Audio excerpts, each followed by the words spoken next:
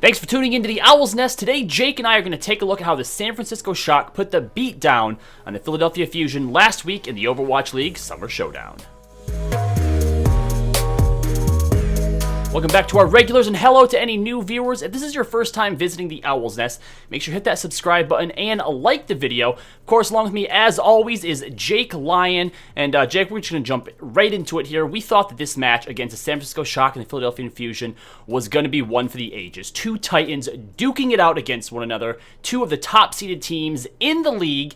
And, well, we didn't quite get exactly what we wanted to. And that first match as well, man, oof. What were your thoughts, watching this unfold?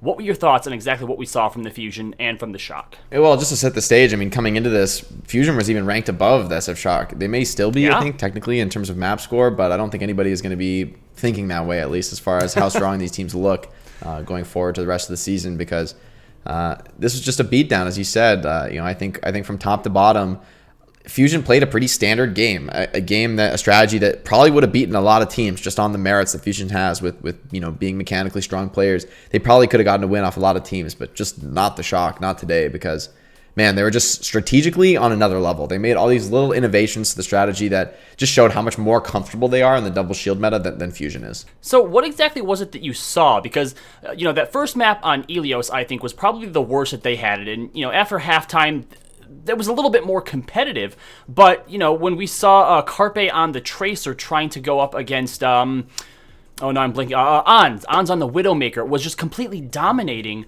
on Lighthouse. Yeah, I think Carpe and Hisu are incredibly good players, but Striker and Ons are even better in my eyes. Like you're talking about the very best players in the league, so it's very hard to make those distinctions. But when Ons is able to play Widowmaker in particular, he just looks absolutely fearsome. And I think that for, at least on Ilios, was what really made a huge impact on the match. On Lighthouse, the mid fight maybe is a little risky to play Widowmaker, but Shock, they make it work. They get the mid fight, but from that point on, there was never a moment of Lighthouse that was in contention, because On's just on that unstoppable high ground. Nobody can get to him. Fusion just did not have an answer for the Widow pick in that circumstance, and they never retook point, which is pretty rare on Koth. Usually you at least cap point when the enemy gets to 99. Usually there's that tempo swing, but it wasn't there for the Fusion. Yeah, and if I remember correctly, I think the only person from the Philadelphia Fusion's team that actually touched the point on Lighthouse was Bob. Yeah, that doesn't surprise me. I mean, there's no point really in going early point pressure in that comp, because it's not really going to get you anything except another Tracer fighting you, probably with more resources. So you do need to play to win the fight from Philly. They can't really play for capture or anything, but just never had an opening, because Ons is playing at such an incredibly long range where Hisu, it's almost an impossible matchup for Hisu on the Ashe. He's just a damage fall off range, and Ons is able to just basically stand still, knows that there's no pressure on him because Tracer just can't get to that position. So strategically, I think on that first round, that was just great play by the Shock to run Widowmaker. Mm-hmm. But then as we went to Well, I thought, okay, Philly can turn this around here, because Ashe is probably going to get a lot more value on Well, and Widow is a lot closer sight lines, a lot more difficult to play Widow. There's nowhere on the map really that, at least in the mid fight, that Tracer can't get to you when you're playing Widow, so you're a little bit more exposed. But somehow Ons just made it happen again and picked off the Batiste and Boombox, which is, I think, the number one most important pick you can make in early on in a fight in that comp. You basically need to retreat if that player goes down, which is exactly what happened. So even though that round was a little bit closer, Philly, I think they did get control at one point. Ons just kind of dismantled them, and it just felt like the Widowmaker got way too much done for the Shock. It's been a consistent theme for them, really. The fact that Ons Widowmaker, they've where most teams have stuck with the Ashe, prioritized the shield damage and the Bob. Ons Widow, he's just so consistent in getting these pickoffs against the best players in the world. You just have to respect him. And people are asking me, how do you beat the Shock? I'm like, I don't know how you beat them on this meta. You just need a dual Widowmaker, dual Ons, which is if that's your win condition, you're not feeling too happy facing the Shock. Yeah, now obviously going into the second match on Hanzomora, we saw the Shock again just run away with it. They capped both those points, and I think going into the second point, they had somewhere around a 5 or maybe 6 minute time bank. And then the Philadelphia Fusion weren't able to capture point B. What was it here that the Philadelphia Fusion just weren't able to break through when it came to the Shock's defenses? Well, I mean, I think the defense was relatively standard from the Shock. One thing I really liked, though, is that they put Rascal off of Brig to DPS. They had him play Mei, which he's really, really strong at. But the defense going Well is a little bit more standard. That is Hanzomora, pretty common, actually, for teams not to make much progress on second point. just because of how hard that is to push, especially against a hero like Mei. So while a lot of teams haven't run Mei there, I really like Shock's choice because I think that hero has just always been insane on Hanzomora, especially point B. So if you can work it in and it's a good comp for Mei, then like you really should be playing it. But what stood out to me about Hanzomora was the way Shock attacked point B. Like that looked like it totally reminded me of the way the Shanghai Dragons pushed that same point in an earlier match. They used a sim teleporter to get their Sigma and one other player over to the coast. And then they, did that same play where they're flanking in from multiple angles. But Shock did it with a Mei wall, so it basically accomplished the same thing, boosting Choi Ho-bin and Rascal over to that flank side. They get met up with their Batiste, and they just dominate in that 3-3 split. And there was a moment there where if you just paused the video, once Shock had taken that high ground and Philly was sort of chasing them, trying to get them off of it, that if you just pause the video and you don't know who's attacking, who's defending, it looks like Shock is the defenders. They're in the spot that defenders want to be when they stop an attacking push. That is exactly what defenders want to do, but somehow they flip the script. So to be the attacking team and somehow before the fight even has really begun, you're in the defender position is just that's incredible strategy and game planning. That's not even like some sort of mechanical domination where Philly's outclassed. It's just that strategy is so effective that they had a huge advantage in that fight before it even really started. So that's the type of thing that a coach like Krusty, I'm guessing, is adding to this squad and giving them those executes that take them to the very next level. I think it just shows Shock is so comfortable with the basics of the double shield comp that they're by the time the week starts, they're ready to innovate. They're not trying to catch up and learn how do we play this comp fundamentals. They already know all that stuff, so they can just completely focus on where are we going to innovate? Are we going to change things, break the norms?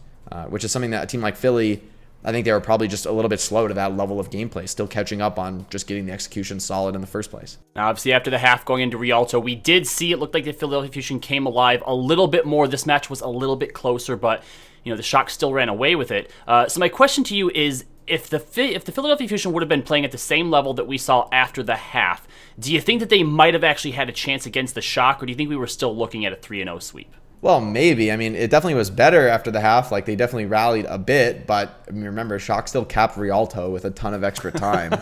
That's way above average on that map. Usually, if you cap last at all, it's a win in overtime. So if you cap with extra time, you're in a very dominant position, generally speaking, on Rialto. Very defender-sided map. You can kind of hold on any point, realistically. We've seen a lot of teams hold on all 3 points of the map. So as an attacker, to get that level of time bank is you are kind of dominating. And then Philly, they failed that last attack, but it wasn't like they beefed. It was they were in an unwinnable situation. Maybe not unwinnable, but it was a really, really bad situation where they're down in ults in the final fight. So, I mean, while the map was closer than the other ones, I don't think it was a genuinely close map. So I really think Philly was just outclassed here in a way that I wasn't expecting. But when Watchpoint, I think they brought up a great screen showing hero playtime actually in the Mei melee. And it showed that Philly had been favoring these Rhine, Mei, Diva comps, these fast rush-based compositions where they're trying to, move in quickly with a Reinhardt and cleave the enemy. Shock has been playing BAP 99% of the time, and Orisa and Sigma both above 80%. I think Orisa's over 90, Sigma 85, 88 or something like that. So they're so comfortable on this Orisa Sigma BAP. They've been playing those heroes almost non-stop now, and I totally agree with that because I think these heroes are the best heroes in the current meta. Or at least I guess the last meta, because we did get a new patch, but for at least for the upcoming summer showdown, I think they are the best team on that patch, with the double shield. They look so comfortable. They can flex. They have insane players on every role. I don't know how you stop the Shock, frankly. All right, well, so final question then. This is only the first time that we've seen them win up against each other, and as you said, on the standings, the Fusion are ranked above the Shock, looks by 1 win and 3 map differential, but the top 3 teams between the Dragons, the Fusion, and the Shock, they all have 2 losses under their belt, and we know when it comes to Overwatch, as I like to say, anything can happen on any given payload. So do you think that the performance we saw from the Shock, do you think that their level of dominance over the Fusion might have just been, a little bit of an off day for the Fusion, or do you think that anytime they go up against each other, we should expect this level of dominance from the Shock over Philly Fusion? I did predict Shock to win the overall season. I do think they'll be our first 2-time champions in the Overwatch League. However, I do think it's heavily dependent on the meta. I don't think it would have been this one-sided if we had seen a meta that was that everyone's focusing a Rhine Mei comp. I think Shock could play that well, but I think the difference was massive in double shield meta. But if you took it to another meta, if they're playing a Russian comp or a dive comp, that is where I think it would be a lot closer, because I think Philly is an incredibly strong team, and this double shield poke style is just their worst of all the styles that they can play. So they were playing into a strategy that I think is very uncomfortable for them, and still, I mean, to be fair, doing decently well. Like, they played a standard game, as I was saying. Like, they didn't do something crazy innovative, so that's why the Shock kind of destroyed them, was the innovation that Shock Brand brought to the table.